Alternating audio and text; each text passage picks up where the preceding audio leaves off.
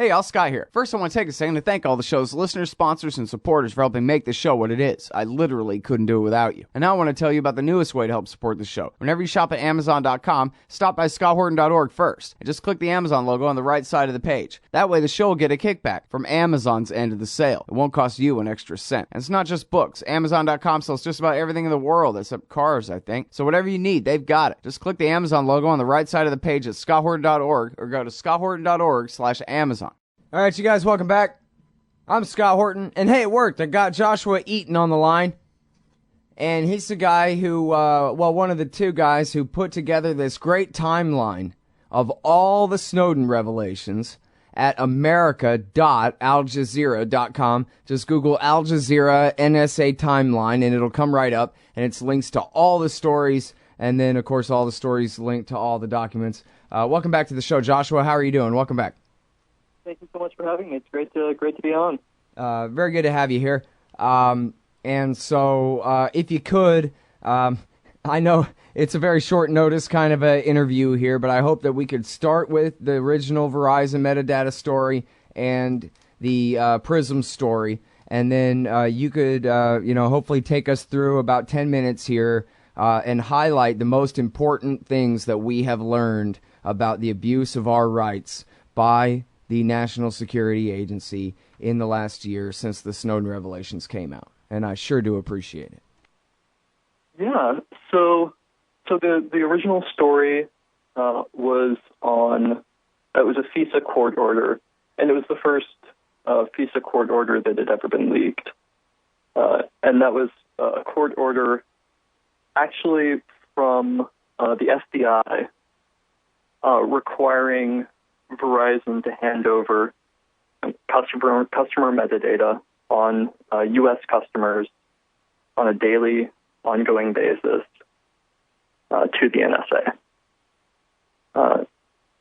So that was, obviously, it was a huge bombshell that was followed next day by the Prism Story, which revealed that the NSA has access to, sort of direct access to user data from some of the biggest tech companies in the United States: Yahoo, Google, Facebook, Skype as well, which is owned by Microsoft. Well, now, so there was some controversy about, you got the Prism story all wrong. What was that, and how did that iron out there? And I guess it was the Washington Post that took the criticism more than Greenwald. Is that correct? Yeah, the Washington Post and Barton Gellman took the criticism, and this is something that's been bumping around for a while. Glenn Greenwald addresses it in his new book, No Place to Hide. It's one of the things he addresses. He also addresses the relationship between the FBI and the NSA a lot more carefully. So what people were saying was, this was just sort of like a convenient way for companies to respond to court orders. So if a company got a court order or got a national security letter asking for a particular user's data, compelling them to hand over a particular user's data, they would just put it in this kind of like electronic lockbox that that NSA would then have access to.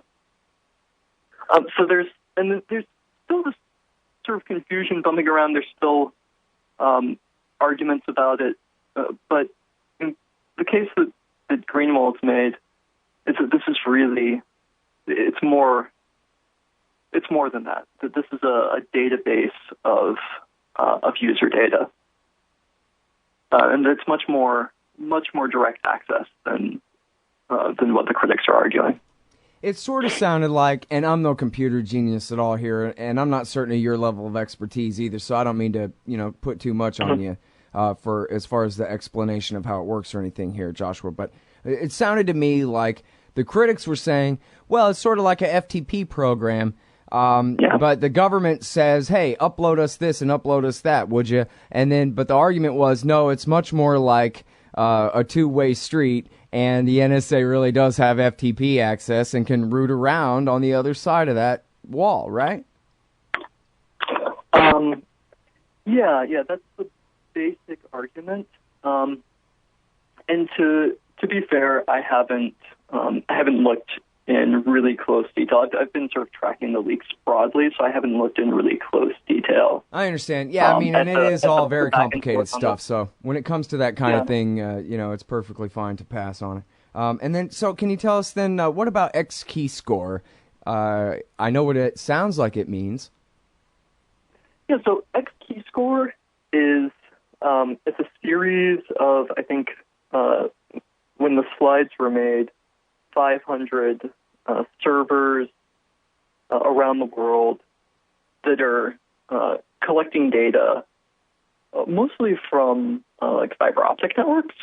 These huge backbones, fiber optic backbones that carry a lot of the world, and not just internet data and telephone data, but also things like financial transactions. So like ATMs communicating with one another, things like that. And so they tap these, and XKeyscore sorts it into these various databases that the NSA has. And the databases, they sort of get more and more fine-grained. There's some of them that have full take data, which is just sucking up everything, vacuuming up everything from these cables. Some of them have content, some of them just have metadata, and then some of them have data from particular, what they call strong selectors, which is targets. Those particular people they want to look at. Mm-hmm. And then, now, it seems like they sort of made Prism beside the point, right? When they figured out how they could just hack Google servers and Yahoo servers and I guess whoever else, as they transfer, it's all automated kind of processes, right? Amazon or whoever, they keep their data backed up in different places around the world, and then they're constantly transferring information back and forth and maybe changing which server, which data is sitting on at any given time or whatever. And it turned out that the NSA was just reaching right in and scooping up all of that traffic, from those gigantic networks of, the kings of the internet, Google and Yahoo, right? Yeah, so they were tapping into, so there's the links between customers and the companies, which are with Google especially now, not I don't think with Yahoo, but with Google by default is encrypted with SSL. So when you see HTTPS in your address bar, that S means it's a secure encrypted connection. But what wasn't encrypted is Google, Yahoo, Microsoft, which is the three companies that were involved. They have these data centers all over the world, and the data is, your email inbox isn't just stored at one data center. That data is stored at multiple data centers, and it's a weighted network. So, the information doesn't exactly take the most direct geographic route. It's not like you get the information from the data center that's physically closest to you. It takes whatever route fastest or whatever route has the least activity on it at the moment. And so this information is always traveling back and forth between these Google data centers, Google, Microsoft, Yahoo. And for a long time, that wasn't encrypted. It was carried over these fiber optic cables that these companies leased, and the NSA tapped those, and was just sucking up full take information. And they were doing it out of the country because that allowed them to avoid some of the legal restrictions if they'd done it in the U.S. But there was almost certainly Americans' data scooped up in that. Please stay through the break and give us one more segment. Joshua, can you, or do you got to go? No, I can do that. Okay, great. Thank you so much. I'm sorry, we got to take this break. It's a hardwired thing. But it's Joshua Eaton. He helped to create the timeline of all Snowden NSA revelations and stories since last year. It's at Al Jazeera, America.aljazeera.com. We'll be right back. Hey y'all, Scott Horton here for cashintocoins.com. So you want to buy some Bitcoins? Cashintocoins.com makes it fast, easy, and safe to get Bitcoins. Just deposit the money into their account at any of the major banks they support, and then just email them a picture of the receipt and your Bitcoin address, and you get your Bitcoins. Almost always the same day it clears. In a tough, competitive new market, cashintocoins.com has the advantage. A great system and great customer service to keep you coming back. That's cashintocoins.com. Just click the link in the right margin at scotthorton.org. All right, you guys, welcome back to the thing here. I'm Scott Horton, and this is my show, and I'm talking with Joshua Eaton, and he and a guy named Ben Piven put together this thing at america.aljazeera.com. It's the timeline of Edward Snowden's revelations. And, as you know, a great many of these stories have been reported in The Guardian, but also in The Washington Post, The New York Times, ProPublica, The Intercept, obviously, but also El Globo down in Brazil, and who knows how to say it, in Norway and all over the world. These stories have been reported. Most of those are, the publications around the world are bylined by Glenn Greenwald there. And so it's a whole hell of a lot to keep track of. And the Electronic Frontier Foundation also has a really great list of all the documents and all the news stories here. But they got this great timeline. Just type in Al Jazeera NSA timeline. It'll come right up, and then you can pick and choose. They got them all here for you. It's just great. And I have Joshua Eaton on the line, and we cannot possibly go through them all, but we're trying to go through, what are the most notable of these. And in fact, I think I probably need to quit interrupting and actually let you answer the question of which ones do you think are the most notable ones, Joshua, because I keep coming up with basically the names of the programs and the ones that stuck out most to me, but I didn't put together the timeline of all of them, so there may very well be some good ones I'm skipping and God knows what. So the floor is yours. It's important to focus on some of the big sort of issues we've learned about from the leaks. One is, we know that, probably we could have guessed this, but we've learned a lot of details about U.S. NSA espionage against our allies, like foreign diplomats, embassies in the U.S., including embassies of our allies, international organizations like the European Union, the UN, even international nonprofit organizations. Like, there's a story that they've been surveilling UNICEF, some private nonprofits, some suggestion that maybe some more revelations are going to come out about that. And we've also learned a lot about not just U.S., but British and Canadian and Australian surveillance against industry. A lot in the tech industry, including informants in the tech industry, really targeting telecom companies because they want to get access to their networks, really targeting systems administrators, targeting technology manufacturers, intentionally weakening encryption standards, other technology standards, finding out about serious security flaws and withholding that information, which of course puts everyone at more risk. And then these stories that came out in El Globo about Canada spying on Brazilian mining interests, for example. The U.S. Through, I think it was Norway, spying on Russian energy companies, including government-owned energy companies and private energy companies. And then there was a story that hasn't gotten much play in the U.S., that the U.S. and Australia monitoring some trade disputes that were going on with Indonesia. Trade disputes the U.S. was having with Indonesia. Mm-hmm. Australia was passing signals intelligence to the U.S. about it. And this U.S. law firm got swept up in the dragnet. But there was this throwaway paragraph in the middle nobody talked about much. Really? And it just said, some other documents provided by Edward Snowden show that the NSA regularly shares information with the Department of Agriculture. Right? I mean, this is so far from counterterrorism.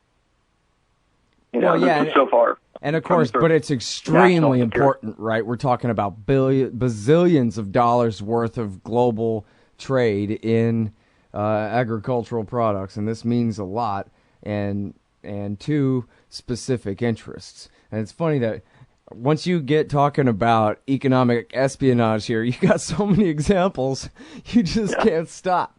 That's what the empire is all about at the end of the day, isn't it? Or halfway, anyway. I wrote a piece for Jazeera America back in, I think it was February, looking back at 8 months of the revelations, this analysis piece. And what I said was, a lot of people were wondering before, but have really started to wonder now, looking at these leaks, is this about national security or is it about national dominance? Is it about sort of hegemony? And I think that's really, really the key question, right? It's about sort of maintaining economic, political, military superiority. Full spectrum dominance. That's the name of the game. Benevolent global hegemony. That's what Robert Kagan says. And yeah, I think you're absolutely right. And that's part of the problem is still too damn, after all the progress we've made on this front, it's still just too politically incorrect to use the word empire and just admit that there's something corrupt going on around here. It used to be people be proud of their empires, but Americans have a different legacy, and so they have to deny that this is one. But if they could just use the E word in context of the revelations that we're learning about the NSA, I think you're right. It would go a long way toward, getting people to understand the difference between national defense and, the Pentagon.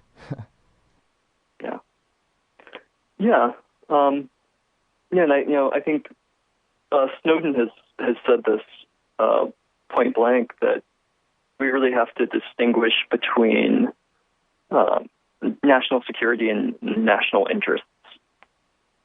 And when you start talking about, instead of what's in the national security, what's in the national interest, that's such a broad category.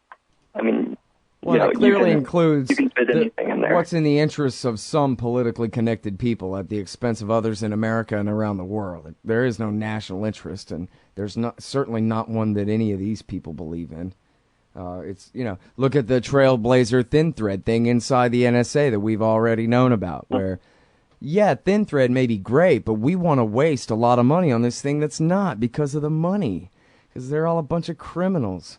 Simple as that, it's a corrupt empire. Anyway, here's the one that is still, if I had feelings, this is the thing that would really get to me, and that is that they keep the location data from everybody's cell phone going back 5 years. Do I have that right? Because I saw Bill Maher call Edward Snowden crazy for saying what I thought he was referring to this when he said they know all of your associations and relationships, all of them, going years back. And Bill Maher goes, oh, what is he talking about? The guy sounds like a lunatic. But he didn't let Greenwald respond to that specific point. But I thought what he meant was they know if Joshua Eaton and Scott Horton ever ride in a car together, ever sit in a living room together, ever attend an event together. And if they want to go back and check, they can go back and check, because both of us keep our cell phone in our pocket all day and all night long, and everybody does, and they know it. Is that really right, that they have that data on all of us? Well, so they're definitely keeping location data outside the U.S.